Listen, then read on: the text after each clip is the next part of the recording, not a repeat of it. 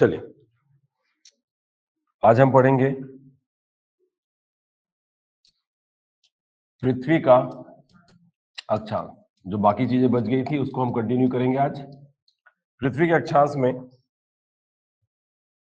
ये देखिए, सबसे पहले एक पृथ्वी बना दीजिए। इस पृथ्वी में सेंटर में खींची हुई लाइन क्या कहलाती है? 0 डिग्री अक्षांश। अब बताने की जरूरत नहीं कि ये जो लाइन है वो 0 डिग्री अक्षांश है, अब आपको खुद समझ में आना चाहिए। इसी को क्या बोलते हैं तो बता दीजिएगा? विषुवत रेखा। इसी क्या कह रहे हैं? विषुवत रेखा। इसी को क्या कहते हैं तो बता दीजिएगा? भूमध्य रेखा। और इसी को कहते हैं इक्वेटर। अब आप क्लियर है सबको? इसके अलावा 0 अक्षांश के ऊपर की आधी पृथ्वी क्या कहलाती है? उत्तरी गोलार्ध। और दक्षिण की आधी पृथ्वी क्या कहलाती है? दक्षिणी गोलार्ध। ये भी आप समझ गए। उत्तरी गोलार्ध में जितने भी अक्षांश होंगे वो क्या कहलाएंगे? उत्तरी अक्षांश कहलाएंगे, जिसको n से रिप्रेजेंट करते हैं। और दक्षिण गोलार्ध के सभी अक्षांश दक्षिणी अक्षांश कहलाते हैं, और जिसको s से रिप्रेजेंट करते हैं। बनाना है, बनाना है। इंतजार किसका कर रहे हैं? कोई नहीं आएगा लिखने के लिए, खुद ही लिखना पड़ेगा। सारी चीजें खुद करेंगे, जल्दी करें। इसके अलावा 0 के ऊपर सबसे पहला जो अगला अक्षांश होगा वो होगा आपका क्या? 1 डिग्री नॉर्थ। फिर 1 के बाद अगला होगा 2 डिग्री नॉर्थ। आवाज आ रही है इधर? जल्दी मैसेज करिए। 2 के बाद अगला क्या हो गया? 3 डिग्री नॉर्थ। ऐसे ही करते करते कहां तक जाएंगे? 90 डिग्री तक जाएंगे। ये तो आप जानते ही हैं। जब 1 2 3 4 करते हुए आगे बढ़ेंगे तो एक जगह आएगी 23। 1 2 3 4 करते हुए आगे जाएंगे तो 23 पहुंचेंगे, 24 पहुंचेंगे। और जब 23 और 24 के बीच की बात करें तो 23.5। और चूंकि ये उत्तर में तो 23.5 डिग्री नॉर्थ, और नीचे वाला होगा तो 23.5 डिग्री साउथ। तो 23.5 डिग्री नॉर्थ क्या कहलाती है तो बता दीजिएगा? कर्क रेखा। इसी क्या बोलते हैं तो बता दीजिए? कर्क रेखा। और 23.5 डिग्री साउथ को क्या कहते हैं तो बता दीजिएगा? मकर रेखा। तो एक हो गई आपकी कर्क रेखा और एक हो गई आपकी, तो कोई बोले कर्क रेखा किस अक्षांश में, बता दीजिएगा? 23.5 डिग्री उत्तरी अक्षांश। कोई पूछे मकर रेखा कहां पर है तो 23.5 डिग्री दक्षिणी अक्षांश यानी कि साउथ। क्लियर? जब और ऊपर जाएंगे तो एक आएगा 66, एक आएगा 67, और दोनों के बीच में क्या आएगा तो क्या बता दीजिएगा? 66.5 डिग्री। ऊपर वाली की बात करेंगे तो नॉर्थ, और नीचे वाली की बात करेंगे तो 66.5 डिग्री साउथ। तो 66.5 डिग्री नॉर्थ को क्या कहते हैं तो बता दीजिएगा? आर्कटिक। बोलिए आर्कटिक सर्कल। बोलिए आर्कटिक सर्कल। और 66.5 डिग्री साउथ को क्या बोलते हैं तो बता दीजिएगा? Antarctic circle. तो पहला बता दीजिएगा आर्कटिक सर्कल 66.5 डिग्री नॉर्थ, और दूसरा हो गया Antarctic circle 66.5 degree south.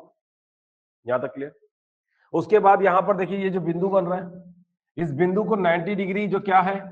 North है, यानी 90 डिग्री उत्तरी अक्षांश जो है उसको बोलते हैं 90 डिग्री नॉर्दर्न पोल, और इस बिंदु को बोलते हैं 90 डिग्री साउदर्न पोल। क्लियर?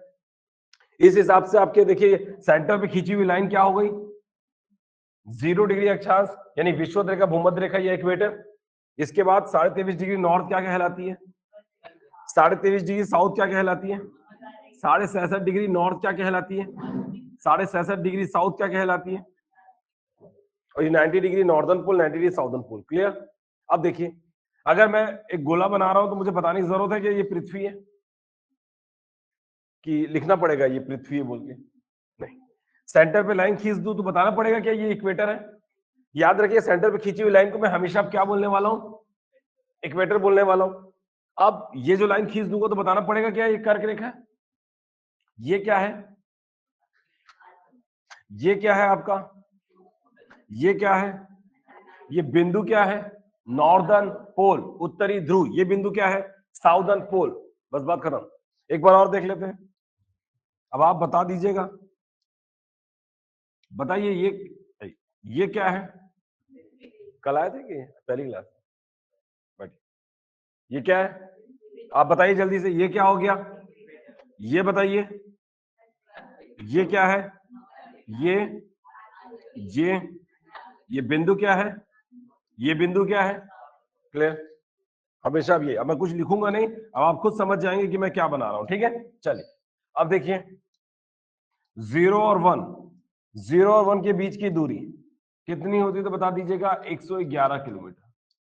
0 और 1 यानी दो अक्षांशों के बीच की दूरी कितनी? तो 111 किलोमीटर। 1 और 2 इनके बीच की दूरी कितनी, तो क्या बता देंगे 111 किलोमीटर। 2 और 3 इनके बीच की दूरी कितनी है, क्या बता दोगे? क्या समझ में आया कि सभी अक्षांशों के बीच की दूरी क्या होती है, समान होती है, जो कि कितनी होती है 111 किलोमीटर होती है। सभी अक्षांशों के बीच की दूरी क्या बताएंगे, समान होती है, जो कि कितनी होती है 111 किलोमीटर होती है। ये भी बात समझ पा रहे हैं। इसके अलावा एक बात और समझिएगा, ये हो गई पृथ्वी, ये इक्वेटर, और ये क्या हो गया पोल, हाँ या ना। ये हो गया सूर्य। हालांकि सूर्य को मैं छोटा बना के दिखा रहा हूं, जबकि सूर्य का आकार पृथ्वी के आकार से 109 गुना क्या है, बड़ा है। बड़ा बना के भी क्या कर लूंगा, इतना बड़ा बना के क्या करूंगा। तो जब सूरज की किरणें आ रही है, देखिए सूरज की सीधी किरणें कहां पड़ रही है, तो क्या बताएंगे इक्वेटर पे। दिख रहा है आपको सूरज की सीधी किरणें कहां पड़ रही है, इक्वेटर पे। और तिरछी किरणें कहां पड़ रही है, तो बता दीजिएगा इनके पोल्स पे, हाँ या ना। तो जहां पर सीधी किरणें पड़ती है वहां पर कौन सा टेम्परेचर होता है, हाई या लो। और जहां पर तिरछी किरणें पड़ती है वहां पर कौन सा टेम्परेचर होता है। तो मुझे एक बात बताइए, सीधी किरणें पड़ रही है हाई टेम्परेचर, क्यों? क्योंकि कम डिस्टेंस पे पड़ रही है। और ये तिरछी किरणें लो टेम्परेचर, क्यों? क्योंकि वो अधिक दूरी पर जाकर पड़ रही है।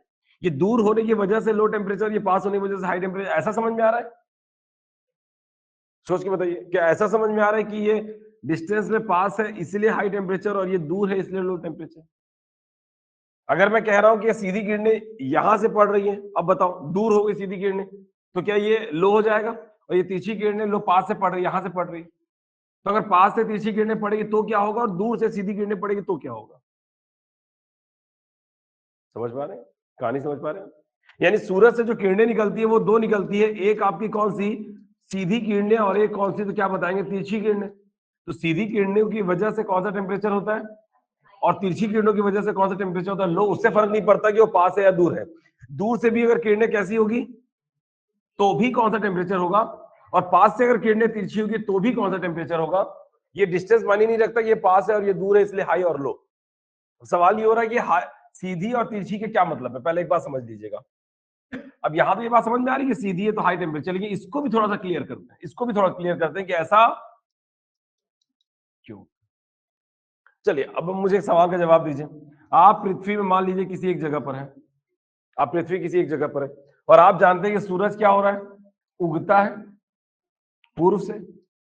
उगने के बाद सूरज पूर्व से उगा, फिर दोपहर में ऊपर और शाम को डूब जाता है, ऐसे कुछ है। तो सूरज उगा दोपहर में और शाम को क्या हो गया, डूब गया, ऐसी है।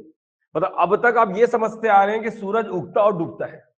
इतने फुर्सत में सूरज कि आपके लिए उगेगा और डूबेगा। तो सूरज उगता और डूबता है कि पृथ्वी घूम रही है इसलिए सूरज उगता डूबता नजर आता है। याद रखेगा हमारी पृथ्वी क्या हो रही है, घूम रही है। कहां से कहां, तो बता दीजिएगा पश्चिम से पूर्व की ओर। और इसी पश्चिम से पूर्व की ओर घूमने की वजह से हमें सूर्य जो है वो पूर्व से उगता हुआ और पश्चिम में डूबता हुआ नजर आता है।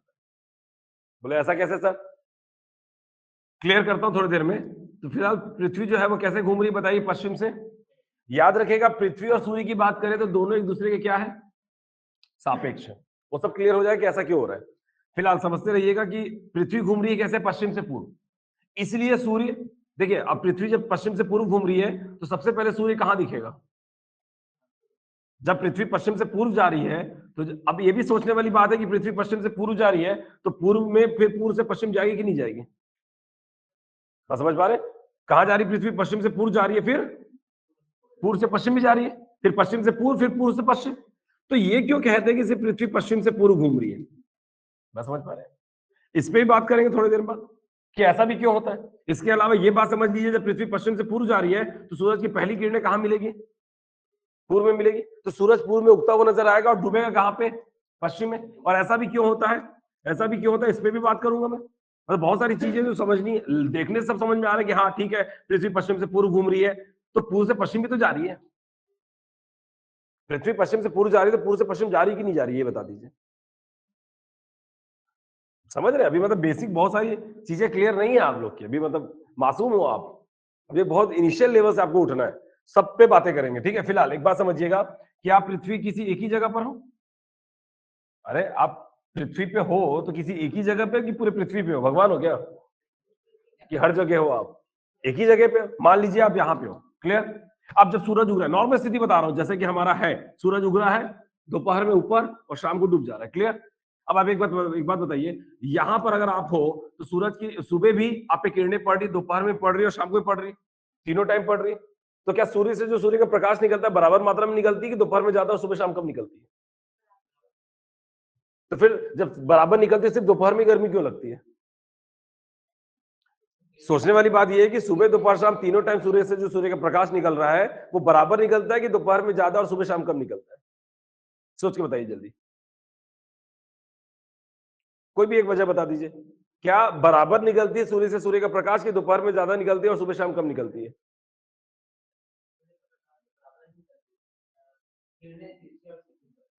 आप एक बात समझिएगा, सूरज से सूर्य का प्रकाश क्या निकलती है? वैसी निकलती है जैसे सुबह निकलती है, वैसी शाम को निकलती है, वैसे दोपहर को निकलती है। लेकिन सवाल ये कि जब बराबर निकलती है तो सूर्य दोपहर में आपको गर्मी और सुबह शाम को आपको ठंडी क्यों लगती है अपेक्षाकृत? क्योंकि दोपहर में सूरज की किरणें आप पर कैसे पड़ रही होती? तो यहाँ पे एक शब्द आ गया क्या, यानी सूरज से सूरज की किरणें जो है वो सीधी पड़ रही है, और सुबह के टाइम पे किरणें आप पे कैसे पड़ रही है? तिरछी पड़ रही है। मतलब सूरज की जो किरणें हैं कहीं पर सीधी तो कहीं पर, या फिर ये बोला जाए कि कभी सीधी तो कभी तिरछी, या कहीं सीधी और कहीं तिरछी, कभी भी और कहीं भी। क्या मतलब इसका? इस व्यक्ति पे सुबह तिरछी किरणें पड़ रही है तो दोपहर में सीधी पड़ रही, लेकिन अगर यहाँ पे इसी सुबह की बात करें तो जिस जिस व्यक्ति को सुबह तिरछी किरणें पड़ रही है, अगर एक व्यक्ति यहाँ पे होता तो उसको किरणें कैसी पड़ रही होती? सीधी पड़। मतलब इस व्यक्ति के लिए ये सूरज की किरणें सीधी है, लेकिन इस व्यक्ति के लिए किरणें कैसी है? तिरछी। बिल्कुल वैसे ही इस व्यक्ति के लिए दोपहर में किरणें सीधी है, तो इस व्यक्ति के लिए दोपहर में किरणें कैसी है? तो क्या बता देंगे? क्लियर? दोपहर में जो इसको सीधी लग रही है यही व्यक्ति को दोपहर में वो क्या लगेगी? तिरछी लगेगी। तो एक किरणें कैसी हो रही है? सीधी, और एक किरणें कैसी हो रही है? तिरछी। क्या होता है जब सीधी किरणें पृथ्वी पर पड़ती है? बताइए क्या होता है जब सूरज की सीधी किरणें पृथ्वी पर पड़ती है?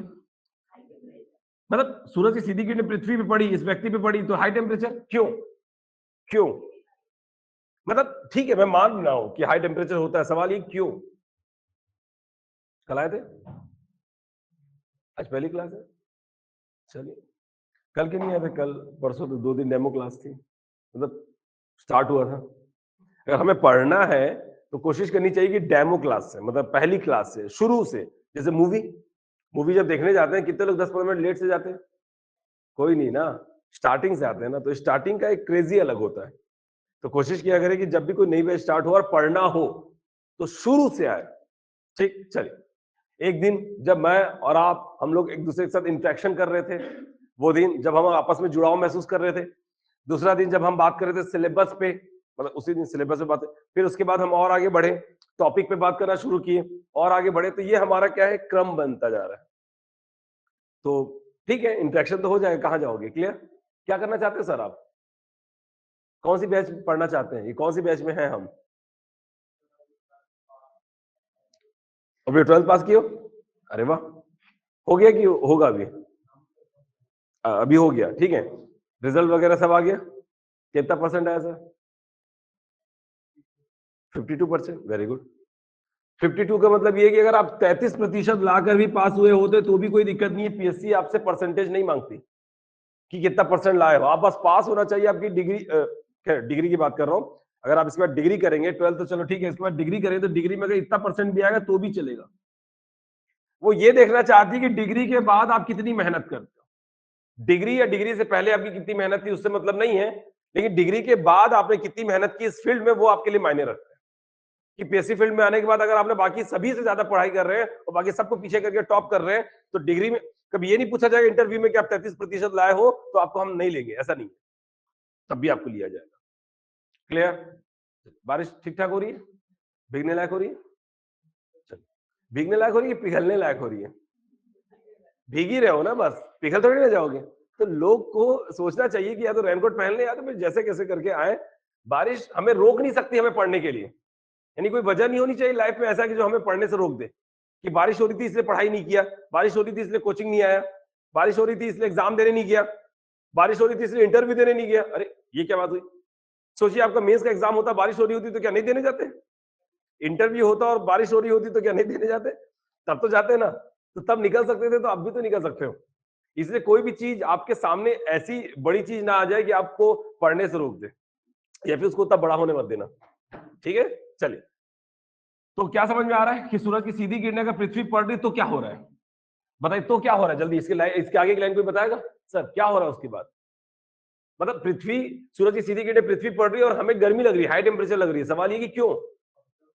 ऑब्जर्व, वेरी गुड, पढ़े हुए हो सर आप तो, इससे पहले कोई सेल्फ स्टडी, वेरी गुड। चलिए अब देखिए क्या हो रहा है, ये देखिए सूरज की सीधी किरणें जब पृथ्वी पड़ती है तो पृथ्वी उस सीधी किरणों क्या कर लेती है, एब्जॉर्ब यानी अवशोषित कर लेती है, और एब्जॉर्ब करती है तो पृथ्वी क्या हो जाती है, पृथ्वी गर्म हो जाती है, तो पृथ्वी के ऊपर की हवा, पृथ्वी के बाहर की हवा, तो पृथ्वी के बाहर क्या बोल रहा हूं मैं, पृथ्वी के बाहर क्या है, हवा। अब बात समझिए पृथ्वी के बाहर क्या, क्यों ऐसा क्या, हवा क्या है, तो पृथ्वी के बाहर आपको क्या है, तो क्या बताएंगे, वायु मंडल। पृथ्वी के बाहर अगर आपसे पूछा जाए क्या है तो बता दीजिएगा वायुमंडल, और वायुमंडल में कितने मंडल है तो बता दीजिएगा 5 मंडल। वायुमंडल में कितने मंडल है तो बता दीजिएगा 5 मंडल। याद रखिएगा सबसे पहला मंडल कौन सा तो बता दीजिएगा क्षोभ मंडल। अब आप समझिए ये सब जरूरी है, ये सब जरूरी है, क्यों जरूरी है आपको क्लियर हो जाए थोड़ी देर में। क्षोभ मंडल, दूसरा कौन सा मंडल, समताप मंडल।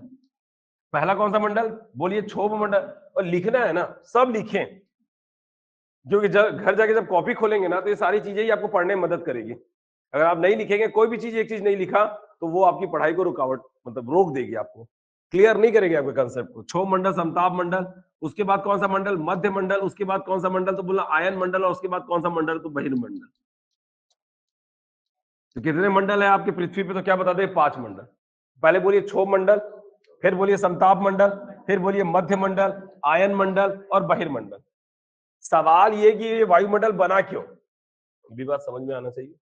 तो पृथ्वी को हमने कितने भागों में बांटा तो बता दीजिएगा, 3 भागों में। सबसे बाहर है आपका क्या, क्रस्ट, उसके बाद है आपका कौन सा, मेंटल, और सबसे अंदर क्या है तो बता दीजिएगा कोर।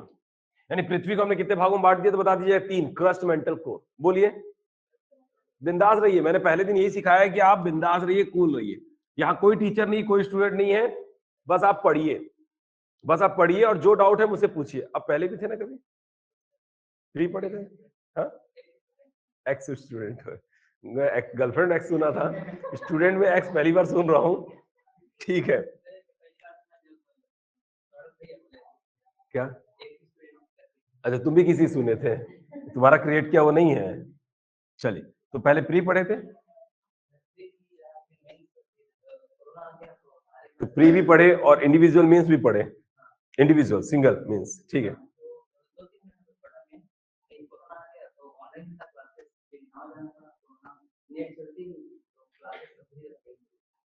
चलिए कोई बात नहीं, तो मींस कब किसे पढ़े थे,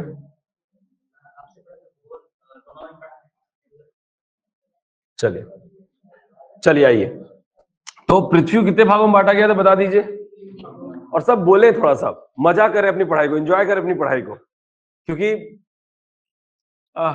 जब तक आप अपनी पढ़ाई को एंजॉय नहीं करेंगे ना, तब तक वो जो चीजें समझने वाली है वो आप तक नहीं पहुंच पाएगी। याद रखिएगा, आप इसे एक्सेप्ट करें अपनी पढ़ाई को, क्लियर करेंगे, एक्सेप्ट।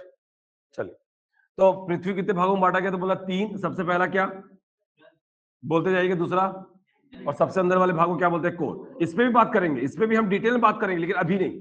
अभी जो पढ़ाना चाह रहा हूं वो बस काम का है, वो समझ जाइएगा। कोर, जब पृथ्वी का निर्माण हो रहा था तो कोर में क्या है, ग्रेविटेशनल फोर्स। जो पृथ्वी के अंदर जो गुरुत्वाकर्षण बल है, बोलते पृथ्वी के अंदर है कि बाहर है, अंदर, और अंदर में भी कहां पर तो बता दीजिए कोर में। अब कोर में जो ग्रेविटेशनल फोर्स है, जैसे ही आप कोर से बाहर की तरफ निकलोगे, ग्रेविटेशनल फोर्स क्या होता जाएगा, कम होता जाएगा।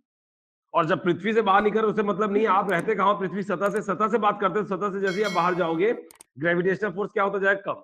और आपको एक बात और बता दूं कि पृथ्वी का जब निर्माण हो रहा था, जब पृथ्वी एक गर्म आग का गोला था, सुना होगा आपने, बात करेंगे उस पर बात करेंगे।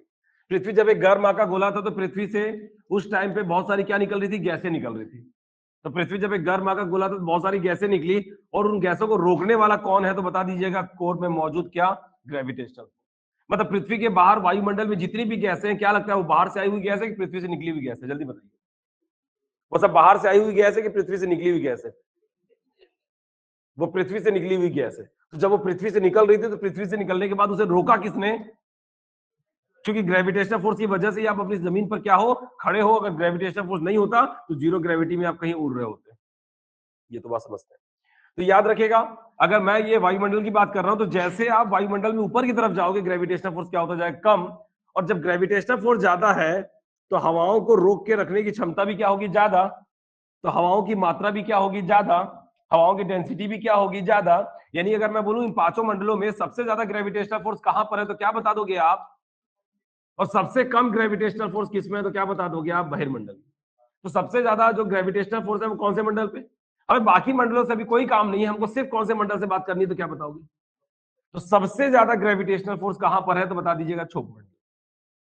सतह की बाहर की बात कर रहे हैं, ठीक है। तो सतह से बाहर अगर वायुमंडल की बात करें तो सबसे ज्यादा ग्रेविटेशनल फोर्स कौन से मंडल पे तो क्या बताएंगे, क्षोभ मंडल। ये बात समझ पा रहे हैं। अब एक बात और समझिएगा, अगर मैं कह रहा हूं कि गर्मी और ठंडी या कोई भी मौसमी गतिविधियां किसकी वजह से हो रही है। मैं अगर कह रहा हूं गर्मी किसकी वजह से हो रही है, मैं कह रहा हूं ठंडी किसकी वजह से हो रही है, तो क्या बताओगे। गर्मी किसकी वजह, गर्मी के लिए कौन जिम्मेदार है, कब आपको गर्मी लगती है, जल्दी बताइए। और थोड़ा बेहतर, क्या मतलब वायुमंडल के गर्म होने का, गर्मी कब लगती है आपको। चलो अभी गर्मी लग रही है, ठंडी लग रही है, अभी गर्मी लग रही है, अभी गर्मी लग रही है, चलो ठंडी लग रही है, क्या लग रही है जल्दी बताओ। मतलब ठीक है, गर्मी है ठंडी, चलो जल्दी बताओ। हल्का गर्म, सूरज तो नहीं निकला, फिर गर्म क्यों। ये बोलो ठंडी लग रही है, तो ठंडी क्यों लग रही है, ठंडी का मौसम थोड़ी ना जो ठंडी लग रही है। तो ठंडी और गर्मी के लिए कौन जिम्मेदार है, तो बोलना हवा। बोलना क्या, कौन जिम्मेदार है, हवा। अभी एसी चालू कर दूं तो एसी से आने वाली हवा कौन सी होगी, तो आपको क्या लगेगी, तो ठंडी हवाओं से आपको क्या लग रही है, ठंडी। और यहीं पर अगर हीटर चालू कर दूं तो हीटर की वजह से हवा क्या हो जाएगी यहाँ की, और आपको क्या लगने लगी, सूरज नहीं निकला है लेकिन आपको गर्मी लगने लग जाएगी सिर्फ इस वजह तक कि हीटर चालू है। यानी कि हवा ही वो चीज है जिसकी वजह से आपको गर्मी लगती है, ठंडी लगती है। जो कुछ भी बदल रहा है, यानी कि बादल भी बन रहे तो किसकी वजह से, बारिश हो रही है तो भी किसकी वजह से, जल का वाष्पीकरण हो रहा है तो किसकी वजह से, चक्रवात आते हैं तो किसकी वजह से, हवाएं चलती है तो भी किसकी वजह से, तो चल रही है वो भी किसकी वजह से, और यहां तक कि आप जिंदा भी हो तो भी किसकी वजह से। मतलब सब कुछ किसकी वजह से हो रहा है। तो सब कुछ कौन बदल रहा है या कौन कर रहा है तो बता दीजिएगा, हवा कर रही है। फिलहाल के लिए इतना समझिए। तो यहां पर याद रखिएगा, सब कुछ हवा कर रही है तो ज्यादा हवा कर रही है, कम हवा कर रही है, क्या लगता है आपको। जैसे पैसा सब कुछ कर सकता है, कि कौन सा पैसा जेब में रखा हुआ 5 रुपया बहुत कुछ कर सकता है, कि बैंक या अकाउंट में रखा, बैंक या फिर घर में रखा हुआ करोड़ों रुपया बहुत कुछ कर सकता है, क्या लगता है। समझ रहे हैं, ज्यादा पैसा बहुत कुछ करने की क्षमता रखता है, कम पैसा नहीं। वैसे ही हवा में भी ज्यादा हवा, ये जो सारी चीजें हो रही है वो कौन कर रहा है, हवा कर रही है। तो सवाल ये कि कम हवा की ज्यादा हवा, ज्यादा हवा। और जैसा कि मैंने बताया क्षोभ मंडल में सबसे ज्यादा ग्रेविटेशनल फोर्स है, तो ये वो जगह है जहां पर ग्रेविटेशनल फोर्स ज्यादा होने की वजह से यहां पर हवाओं को रोक के रखने की क्षमता भी क्या होगी, मतलब जहां ग्रेविटेशनल फोर्स ज्यादा है वहां पे ज्यादा हवाएं रुकेगी, और जहां पे ग्रेविटेशनल फोर्स कम है वहां पे हवाओं को रोक के रखने की क्षमता भी क्या होगी, कम। वहां पे हवाओं की मात्रा भी क्या होगी, कम होगी। क्लियर। तो मतलब ये कि सबसे ज्यादा हवा अगर कहीं किसी मंडल पे है तो वो कौन सा मंडल होगा, जल्दी बताइए।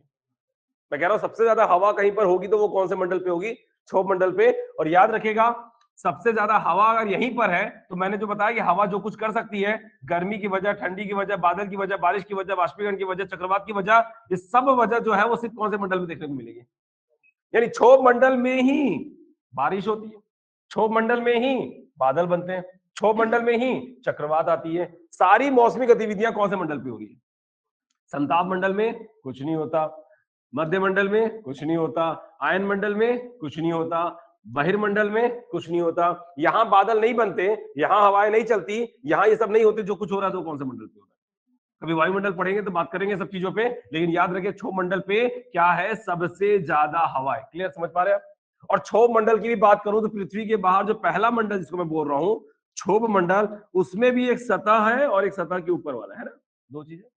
तो सतह पे ग्रेविटेशनल फोर्स ज्यादा होगा कि ऊपर ग्रेविटेशनल फोर्स ज्यादा होगा, सतह।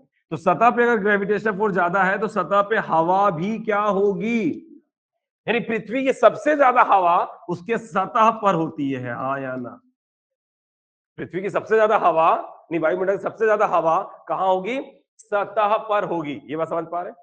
और आपको बता दूं कि जैसे हम ऊपर की तरफ जा रहे हैं ग्रेविटेशनल फोर्स क्या होती जा रही है, कम, और एक समय आएगा जब ग्रेविटेशनल फोर्स क्या हो जाएगा, जीरो।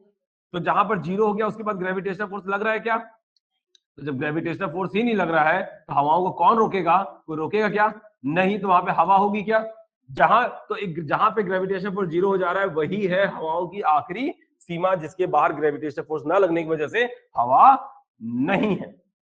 बात समझ पा रहे हैं? तो जहां तक ग्रेविटेशनल फोर्स लग रहा है वहीं तक हवा है, ग्रेविटेशनल फोर्स नहीं लगेगा तो वहां पे हवा भी एग्जिस्ट नहीं करेगी। कैसे रुकेगी, कौन रोकेगा उसको? बात समझ पा रहे हैं? चल, तो आइए कहां थे हम। तो जब सूरज की सीधी किरणें पृथ्वी पे पड़ रही है तो पृथ्वी सीधी किरणों क्या कर लेगी, बोलते जाइएगा, एब्जॉर्ब कर लेगी। एब्जॉर्ब करने से पृथ्वी क्या हो जाएगी, तो पृथ्वी गर्म हो जाएगी तो उसके ऊपर की हवा भी क्या हो जाएगी, समझ रहे हैं? और ये किस हवा की बात हो रही है, थोड़ी हवा की ज्यादा हवा, ज्यादा हवा। एक बात और समझिएगा, जब ये जानना हो कि हवा गर्म हो गई है या फिर ये जानना हो कि तवा गर्म हो गई है, तो कितने लोग ऐसे कि तवा गर्म हो गई है ये जानने के लिए तवा छू के देखते हैं, और कितने लोग ऐसे जो तवा के ऊपर की हवा छू के देखते हैं। जब रोटी, लेडीज लेडीज बोल रहा हूं, सॉरी, गर्ल्स हवा छू के देखते हैं कि तवा छू के, हाँ गर्म हो गया है। तो आप देखिएगा कि तवा गर्म हो गई है, इसके लिए आप तवा नहीं छूते, तवा के ऊपर हाथ रख के उसकी हवा छूते हैं। हवा गर्म मतलब तवा गर्म, समझ रहे हैं?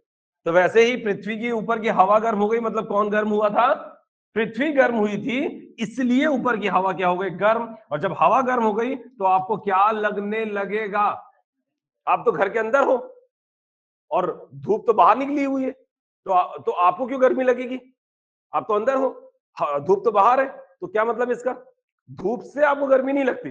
धूप की वजह से, जो सूरज की सीधी किरणों की वजह से पृथ्वी गर्म होती है, और पृथ्वी गर्म होने से जो हवा गर्म होती है, हवा के गर्म, हवा तो हर जगह, तो हवा के गर्म होने पे आपको क्या लगती है, गर्मी लगती है।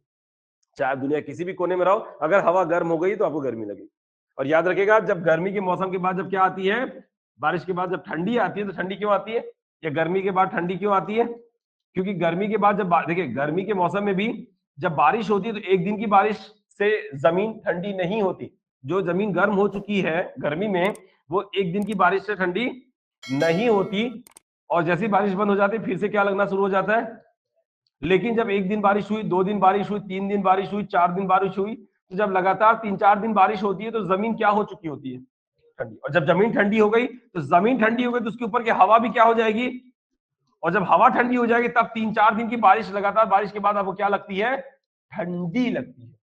तो ठंडी लगने की वजह समझ रहे हैं? जब हवा ठंडी हो जाएगी तो आपको ठंडी लगेगी, जब हवा गर्म होगी तो आपको गर्म लगेगी, बस बात खत्म। चलिए आइए, तो जब हवा गर्म हो गई तो यहां पर क्या बता रहा था, हवा गर्म हो गई तो आपको क्या लग रही है, गर्मी। लेकिन लेकिन जब सूरज की किरणें कैसी पड़ रही है, तो क्या तिरछी किरणें को पृथ्वी एब्जॉर्ब करेगी क्या, तिरछी किरणें क्या हो जाएगी, रिफ्लेक्ट हो जाएगी। तो जब तिरछी किरणें परावर्तित हो जाएगी, जब पृथ्वी ने एब्जॉर्ब नहीं किया तो पृथ्वी गर्म नहीं होगी, तो उसके ऊपर की हवा भी गर्म नहीं होगी, तो वो क्या होगी, तो आपको क्या लगेगी, जब ठंडी होगी तो आपको क्या लगेगी, ठंडी लगेगी। यानी जब सूरज की तिरछी किरणें पड़ रही है इस व्यक्ति को, यहाँ की बात नहीं कर रहा हूं, इसको तो सीधी पड़ रही है, यहाँ पर जब सूरज की किरणें तिरछी पड़ी तो तिरछी पड़ने की वजह से पृथ्वी उसी तिरछी किरणों को एब्जॉर्ब नहीं करती, पृथ्वी एब्जॉर्ब नहीं करती तो पृथ्वी गर्म भी नहीं होगी, पृथ्वी गर्म नहीं होगी तो उसके ऊपर की हवा भी गर्म नहीं होगी, हवा गर्म नहीं होगी तो आपको ठंडी भी, मतलब हवा गर्म नहीं होगी तो आपको क्या लगेगी, ठंडी लगेगी। तो सूरज की तिरछी किरणों की वजह से क्या लगती है, ठंडी, और सूरज की सीधी किरणों की वजह से आपको क्या लगती है, तो क्या बताएंगे, बात समझ में आ रही क्यों ऐसा। चलिए आइए, तो जब सूरज की सीधी किरणें इक्वेटर पड़ेगी तो वहां पे कौन सा टेम्परेचर होगा, और जब सूरज की तिरछी किरणें पोल्स पे पड़ेगी तो वहां पे कौन सा टेम्परेचर होगा। तो याद रखिएगा, सीधी किरणें ऑलवेज कौन सा टेम्परेचर देती है, हाई, और जहां तिरछी किरणें पड़ती है वहां पे कौन सा टेम्परेचर, यानी इक्वेटर ऑलवेज कौन से टेम्परेचर पे हाई, और पोल आपके कौन से ऑलवेज कौन से टेम्परेचर पे, तो बताते हैं लो टेम्परेचर। क्लियर, समझ पा रहे हैं। अब देखिए, अगर आप इक्वेटर से पोल की ओर जाओगे तो टेम्परेचर क्या होता जाएगा, इक्वेटर पे कौन सा टेम्परेचर हाई, पोल पे कौन सा टेम्परेचर लो। अब आप इक्वेटर से पोल की ओर जाओगे तो टेम्परेचर क्या होता जाएगा, और जैसे जैसे अक्षांश बदलते जाएंगे, 0 के बाद 1 2 3 4 ऐसा अक्षांश बदलते जाएंगे, तो क्या बदलता जा रहा है, 0 डिग्री का टेम्परेचर कुछ और था, 1 का टेम्परेचर कुछ और है, 2 का टेम्परेचर कुछ और है, तो अक्षांश के बदलने से क्या बदलता जाएगा, और टेम्परेचर के बदलने से क्या बदल जाती है, तो क्या बता देंगे, जलवायु। अक्षांश के बदलने से टेम्परेचर बदल रहा है, और टेम्परेचर के बदलने से क्या बदल रही है, जलवायु। ये बात समझ पा रहे हैं। चलिए अब देखिए, किसी भी दो अक्षांश का टेम्परेचर एक अरे बोलिए, किसी भी दो अक्षांश का टेम्परेचर एक नहीं हो सकता, लेकिन एक ही अक्षांश की दो जगह का टेम्परेचर एक हो सकता है। मे बी, वो भी जरूरी नहीं है कि हो, लेकिन हो सकता है। अगर कोई और रुकावट ना आए तो ये दोनों जगहों का टेम्परेचर एक हो सकता है, लेकिन किसी भी दो अक्षांश का टेम्परेचर एक। जब आप 0 डिग्री पे थे तो वहां पर कितना टेम्परेचर, मान लीजिए 50। जब आप ऊपर जाओ टेम्परेचर कितना हो जाएगा, 40, और ऊपर जाओ टेम्परेचर कितना हो गया, 20, और ऊपर जाओ टेम्परेचर कितना हो गया, 0। तो जैसे जैसे अक्षांश बदलता जाए, क्या बदलता जाएगा, टेम्परेचर। और टेम्परेचर के बदलने से क्या बदल रही है, जहां का टेम्परेचर 50 है वहां की जलवायु अलग होगी, जहां का टेम्परेचर 40 है वहां की जलवायु, जहां पे टेम्परेचर 20 है वहां की जलवायु। तो अक्षांशों के बदलने से सीधा सीधा क्या बदलता है, यानी कि जब आप जलवायु टॉपिक पढ़ोगे तो जलवायु प्रभावित करने वाले कई कारकों में एक कारक क्या पढ़ना पड़ेगा आपको, अक्षांश। क्योंकि अक्षांश के बदलने से क्या बदलती है, क्यों, क्योंकि क्या बदल रहा है, टेम्परेचर। अब सवाल है कि जलवायु का मतलब क्या होता है, जलवायु और मौसम क्या अंतर है दोनों में, जल्दी बता दीजिए, थोड़ा सा कोई आइडिया। जलवायु और मौसम में क्या अंतर है, हाँ मौसम,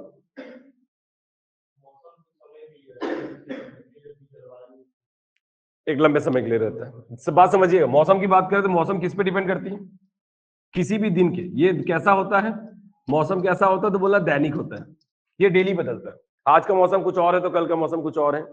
ये मौसम क्या होता है, दैनिक होता है।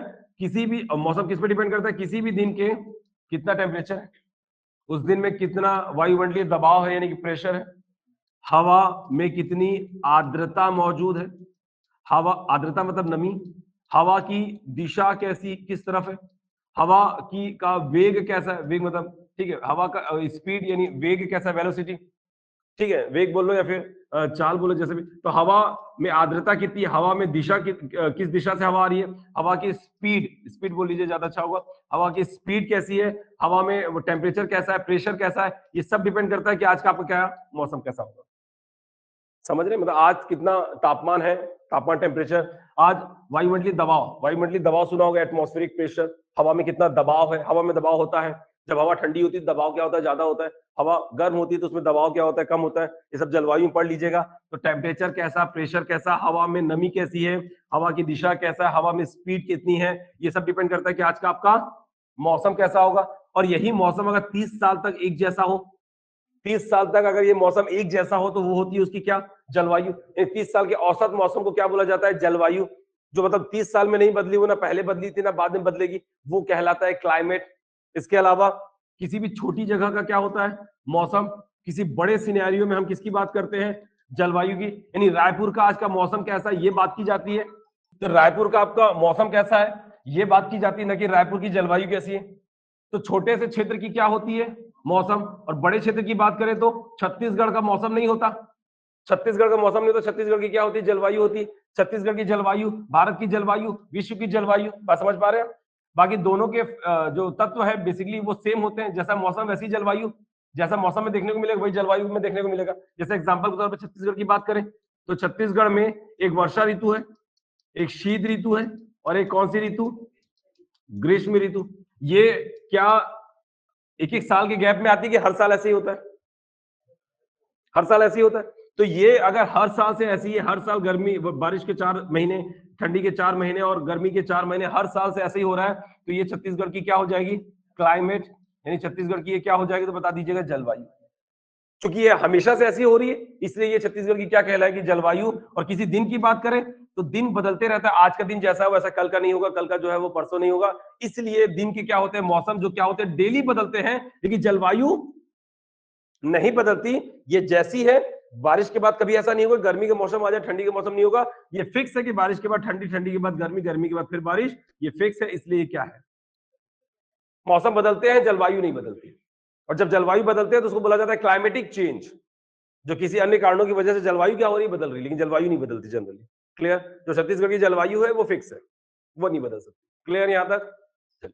तो अक्षांश समझ में आ रहा है, चलिए अक्षांश समझ में आ रहा है, आसान है अक्षांश। अब हेडिंग डालिएगा पृथ्वी का देशांतर, हेडिंग डालिएगा पृथ्वी का देशांतर।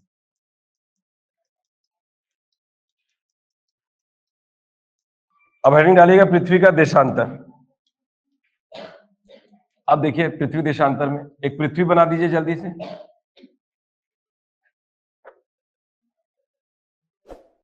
अब सेंटर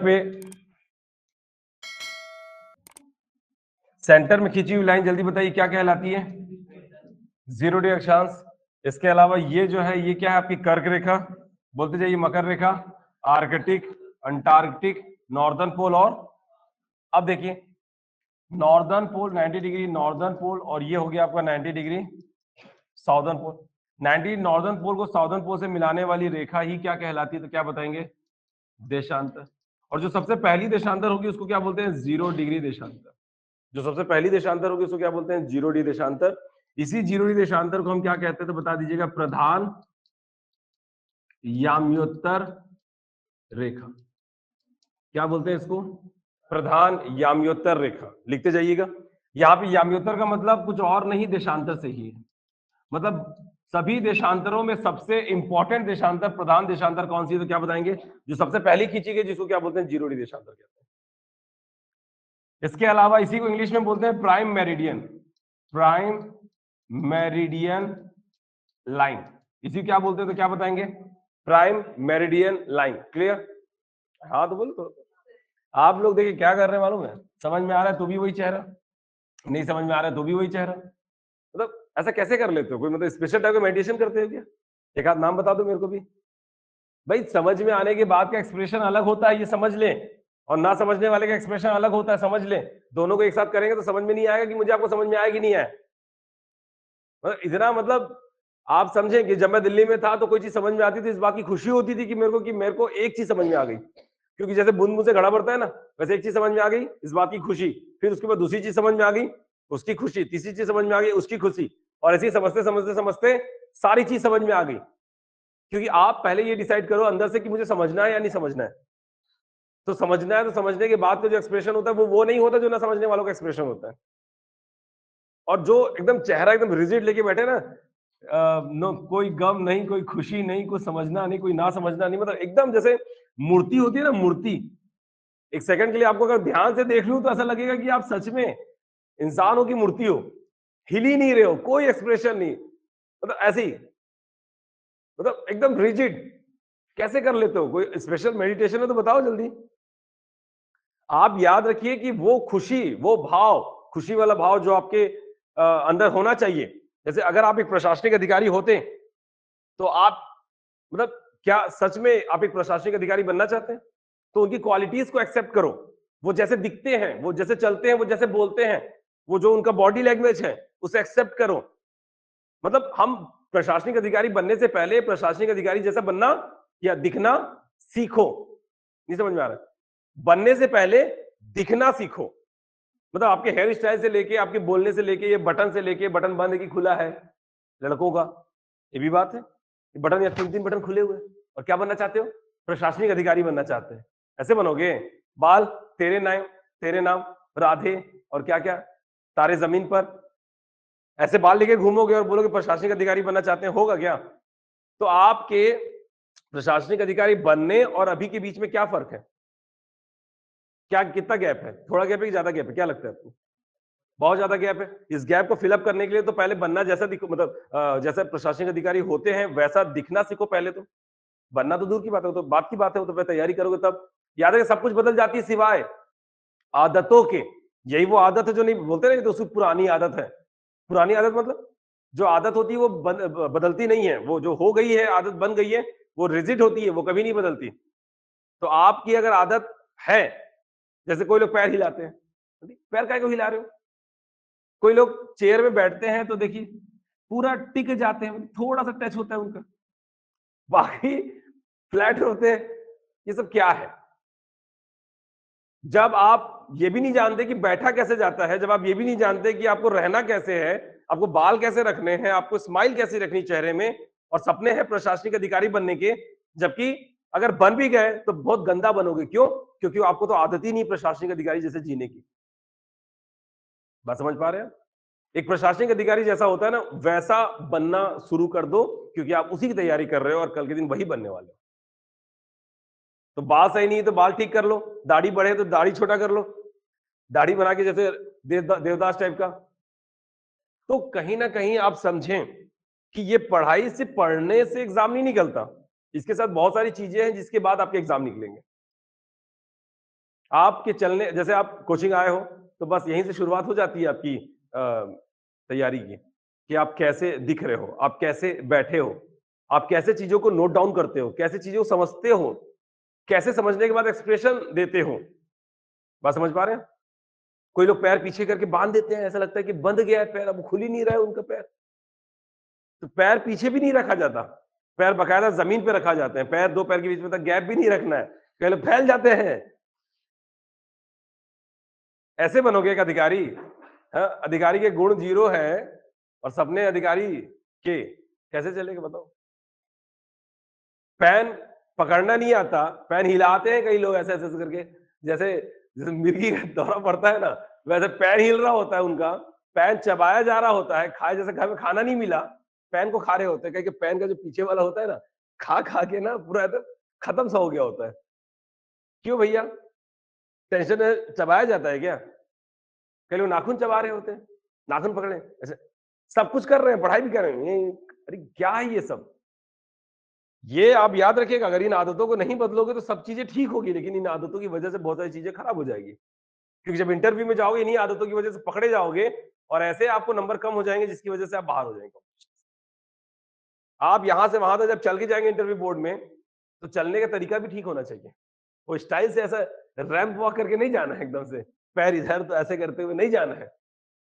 आप समझे कि आपके चलने का तरीका, बोलने का तरीका, अभी तो बोलने भी क्लियर नहीं होता होगा आपको। घर में बात देखिए, घर में बात करना अलग है, बाहर बात करना अलग है, लेकिन यहाँ मीन्स के अकॉर्डिंग बात करना अलग है। कोई सवाल के जवाब देना तो नॉर्मली जवाब दे सकते हैं, लेकिन अकॉर्डिंग टू मीन्स कि कैसे आपको जवाब देना है, कैसे आपको प्रेजेंट करना है, कैसे आपको चीजों को लिखना है, वो शायद नहीं आता होगा अभी। बताते हैं कि अगर लाइफ में कुछ अच्छा करना हो, तैयारी कर लिया करो कॉम्पिटिटिव एग्जाम की, कम से कम इंसान अच्छे बन जाते हो। क्यों? क्योंकि वो कॉम्पिटिटिव एग्जाम ना आपको अच्छा इंसान बना देता है। क्यों? क्योंकि जब साल 2 साल कुछ नहीं करते हो सिवाय पढ़ाई के, तो अच्छे इंसान नहीं बनोगे तो क्या बेकार इंसान बनोगे? अब बस सिगरेट पीने का टाइम नहीं होता, दोस्तों से घूमने का टाइम नहीं मिलता, घुमाने का फिराने का टाइम नहीं होता, तो अच्छे तो बन ही जाओगे। अगर आप सिंसियरली तैयारी कर रहे हो, तो आप एक सभ्य इंसान बन जाते हो, एक अच्छे इंसान बन जाते हो। क्लियर? तो क्या अच्छा इंसान बन के रहना है कि एग्जाम भी निकालना है? तो एग्जाम निकालने के लिए जो चीज मैं कह रहा हूं वो करें। क्लियर? सारी चीजों को सबसे पहली प्राथमिकता के साथ क्या किया करें? नोट डाउन किया करें। न केवल आपको यहां पे लिखना है क्योंकि ये रफ कॉपी है, आपको एक फेयर कॉपी भी बनानी पड़ेगी। आपको एक फेयर कॉपी बनानी पड़ेगी क्योंकि आप जानते हैं कि आपकी लिखना आपकी चॉइस है कि मजबूरी। जल्दी बताइए। लिखना आपकी चॉइस है, मतलब मेंस में लिखूं या ना लिखूं ये मेरी मर्जी होगी। लिख लिख के प्रैक्टिस करना है कि नहीं करना ये मेरी मर्जी होगी, कि ये मजबूरी है आपको कि आपको लिखना पड़ेगा। अगर आप मेंस के विद्यार्थी हो तो आपकी मजबूरी है कि आपको लिखना पड़ेगा, और अगर प्री के विद्यार्थी हो तो आपकी मजबूरी कि आपको एमसीक्यू सॉल्व करना पड़ेगा।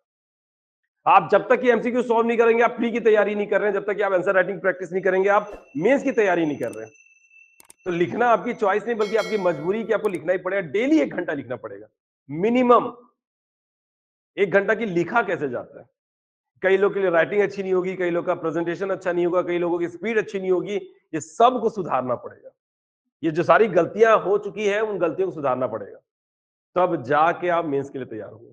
छोटी छोटी गलतियां होगी उसको सुधारेंगे, फिर गलतियां होगी फिर सुधारेंगे, ऐसे करते करते करते करते क्या करेंगे? हम चीजों को बेहतर बनाएंगे। क्लियर? ये लगना कि कर लेंगे और ये होना कि हाँ हो जाएगा बोल के फर्क है। अभी तो सबको लग रहा है कि तैयारी कोचिंग शुरू कर दिए, घर वालों को भरोसा भी हो गया है कि आप कोचिंग नहीं आते, आप ऑफिस जा रहे होते हो। उनको ऐसा लग रहा है कि मेरा बेटा ऑफिस जा रहा है, तैयार करके बकायदा, अच्छा बेटा ठीक, जा जा आराम से जा ऑफिस काम करके आना। अरे भैया, घर वालों को इतनी उम्मीद मत दिलाओ कि घर वालों को ये लगने लगे कि आप कोचिंग नहीं, आप ऑफिस जा रहे हो। सबको लग जाता है, पूरे रिश्तेदारों को सबको लग जाता है कि आप बन गए डिप्टी कलेक्टर। कोचिंग गए, डिप्टी कलेक्टर तैयारी क्या कर रहे हैं? डिप्टी कलेक्टर तैयारी कर रहे हैं। अरे डिप्टी कलेक्टर, तो अलग से दूर से बोलते हैं, अरे डिप्टी कलेक्टर साहब आइए, इधर आइए। अरे, जो इज्जत मिलती है ना वो बहुत मजा आ रहा होता है, मतलब आदमी उसी सेकी में खत्म हो जाता है। स्टार्टिंग में ये जितना अच्छा लगता है ना, कुछ साल के बाद ना यही आपको काटने दौड़ेगा, याद रखिएगा। तो अगर 1 आध 2 साल में एग्जाम नहीं निकला ना, तो ये समझ लेना कि फिर नहीं निकलने वाला। ये बात समझ लेना कि 2 साल 3 साल में एग्जाम नहीं निकला ना, तो उसके बाद नहीं निकलने वाला। और ये 3 साल ऐसे गुजरेंगे ना कि आप सोचते रह जाओगे यार कहाँ गए 3 साल, पता नहीं चलेगा। समझ रहे हैं? तो जिंदगी बहुत छोटी है और सफर बहुत लंबा है। जिंदगी छोटी क्या को बोल रहे हो सर? तो बहुत लंबा जीना है, तो जीने के लिए जिंदगी नहीं बोल रहा हूँ, ये जिंदगी जो आपकी कॉम्पिटिटिव वर्ल्ड की जिंदगी है ना, ये बहुत छोटी है, ये यूं गुजर जाती है और एक सर्टेन टाइम के बाद ना आप जो पढ़ना चाहते हो वो पढ़ नहीं पाते। क्यों? क्योंकि अभी आप फ्रेशर हो, आपके अंदर जिज्ञासा होनी चाहिए हर चीज को जानने की, पढ़ने की। यही क्यूरियोसिटी आपको पढ़ने देती है। एक बात बताइए, 40 साल का इंसान या 35 साल का इंसान, इसके अंदर पढ़ने की इच्छा ज्यादा होगी कि एक जो 25 साल का, 22 साल का जो अभी भी ग्रेजुएशन करके निकला है उसके अंदर इच्छा ज्यादा होगी? आप मुझे एक बात बताइए, आप बचपन में ज्यादा अच्छा पढ़ते थे कि अभी अच्छा पढ़ते हो? बताओ। जो 10th-12th में जो आप पढ़ते थे, जो आपका क्रेज था, जो आपका जुनून था पढ़ने का, वही जुनून आज है आपके अंदर? तुम तो अभी 12th वाले हो, तुम क्या हाँ ना बोल रहे हो? तुमको तो कुछ मालूम ही नहीं है अभी। तुम तो अभी भी 12th, भाई 10th-12th बोल रहा हूँ कि अभी का जो जुनून है वो क्या पहले का जो जुनून था वो अभी है, वो पढ़ने का वो क्या? आप याद है, जैसे समय गुजरते जाएंगे, उम्र बढ़ती जाएगी, वैसे पढ़ने की जो एफिशिएंसी है वो क्या होती जाएगी? कम होती जाएगी। अगर आप 2 साल बाद और देखोगे, 2 साल बाद आपकी टेंडेंसी और कम हो जाएगी पढ़ने की, याद रखें। 3 साल बाद और कम हो जाएगी। ये पढ़ाई वो चीज है जो समय के साथ बढ़ती नहीं है, डाउन होती है। तो सिलेक्शन चाहिए तो 2-3 सालों में ले लेना, नोट कर लो, 2-3 सालों में ले लेना, नहीं तो फिर तरस जाओगे कि सिलेक्शन हो, नहीं होगा। कड़वा है लेकिन सच है। इसलिए जो समय है, समय का सदुपयोग करें, समय में जो कहा जा रहा है वो करें, जैसा कहा जा रहा है वैसा करें, जितना कहा जा रहा है उतना करें, और जिस तरीके से कहा जा रहा है उस तरीके से करें। यही आपके लिए सही होगा और यही आपके लिए सच होगा। क्लियर? तो ऐसा जो मुंह लेके बैठते हो ना, मत बैठा करो, ठीक है? आपका आपकी एनर्जी ही ये बताती है कि आप कितना पढ़ना चाहते हो। अगर आपके अंदर एनर्जी नहीं तो ये बात तय है कि आप पढ़ना नहीं चाहते। आपका एनर्जी ही सामने वाले को एनकरेज करता है कि वो और यार एक बात बताऊं, ये सारी चीजें ना 10 मिनट की भी होती है और 10 दिन की भी होती है। लिटरली बात समझें, ये सारी चीजों को, जैसे जो टॉपिक है पहला चैप्टर, होने को तो मैं एक दिन में पूरा खत्म कर दूं, होने को तो मैं 20 दिन में भी खत्म ना करूं। नहीं समझ में आ रहा है? डिपेंड करता है कि आप उससे कितना पढ़ना चाहते हैं। ये बात को नोट कर लो। नहीं तो अगर आप नहीं पढ़ना चाहेंगे तो वही बात हो गई कि क्या मतलब। तो आप वो एनर्जी अपने अंदर लाएं। क्लियर? करेंगे ऐसा? लाएं। चलिए, वो 10 दिन की रहेगी, मैं 10 दिन ही दूंगा आपको, लेकिन ये है कि उस एनर्जी के साथ आप पढ़ें।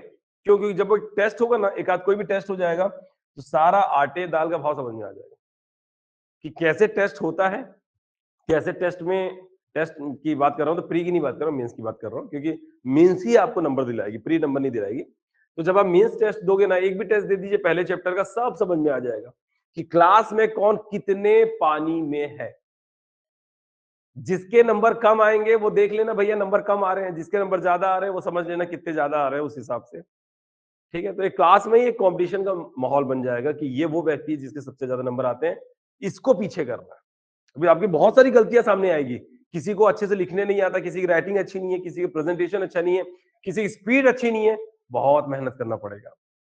इतना घंटे पढ़ने वाले लोगों को सिलेक्शन नहीं होता जो 12-12, 15-15 घंटा पढ़ रहे हैं। तो आप कितना घंटा पढ़ रहे हैं अभी बताओ? 1 घंटा, 2 घंटा, 3 घंटा बस। ठीक? ये मेहनत वालों का एग्जाम है, मेहनत वालों का। जो मेहनत करता है उनका, जो समय देता है उनका। कहते हैं कि आपकी पढ़ाई आपसे समय मांग रही है, आप उसे समय दो, बदले में वो आपको क्या देगी? पोस्ट देगी। क्लियर?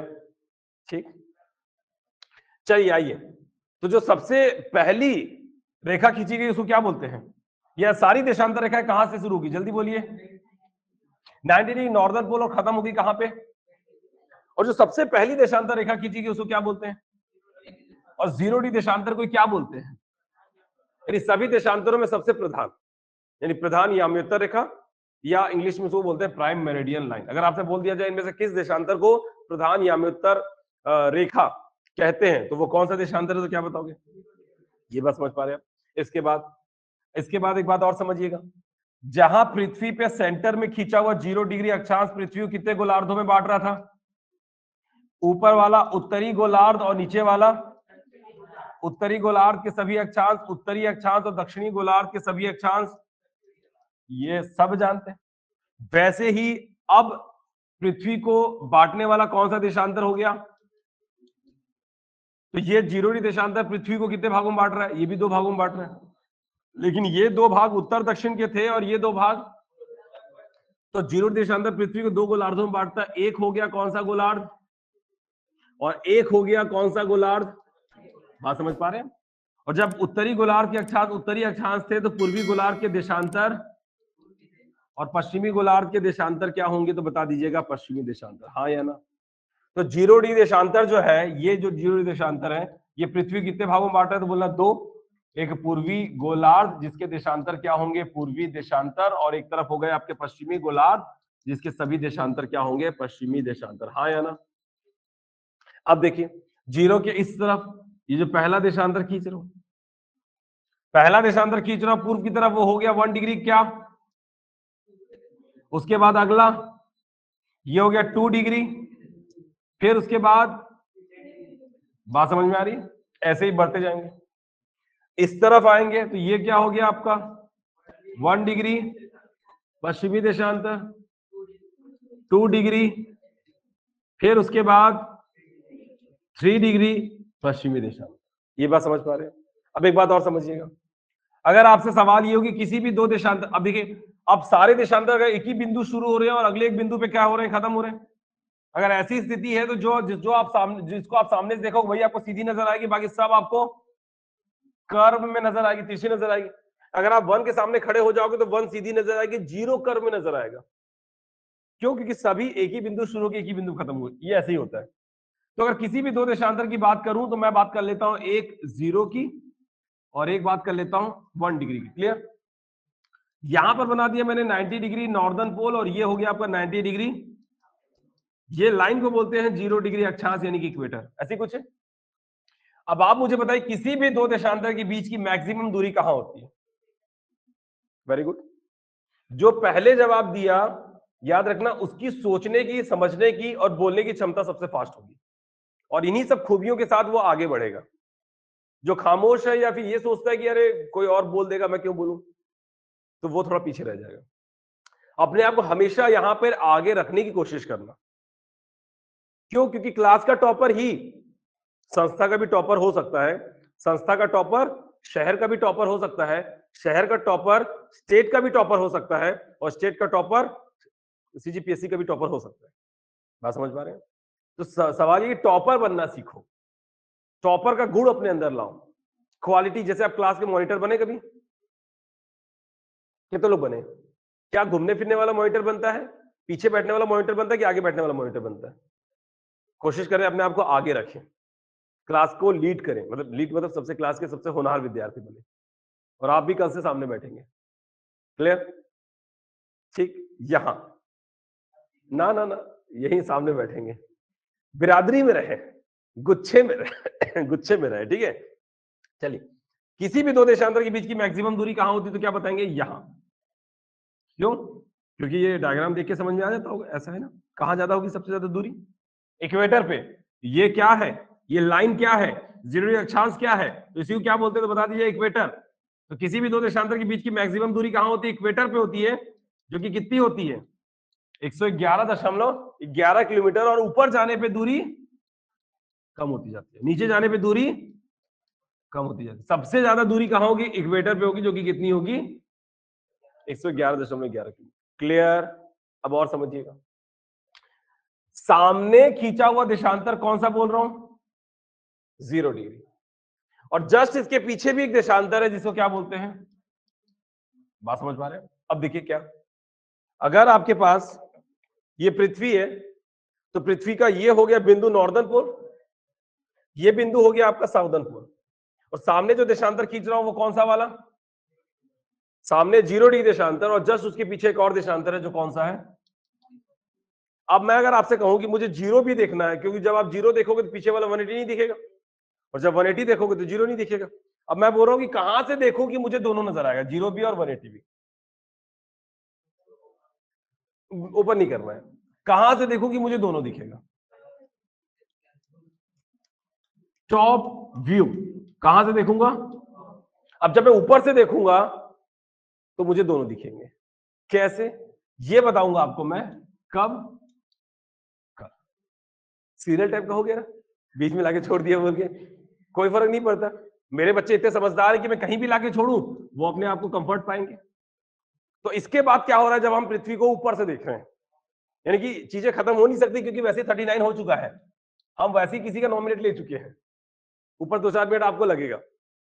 तो इसके आगे कहानी हम पढ़ेंगे कल। अभी जो चीज चल रही, पृथ्वी का अक्षांश और पृथ्वी के देशांतर, ये क्या है? ये वो कंसेप्ट टॉपिक है जिसको समझने के बाद हम पहला चैप्टर पढ़ेंगे। तो ये सब सिलेबस में नहीं है, याद रखिएगा।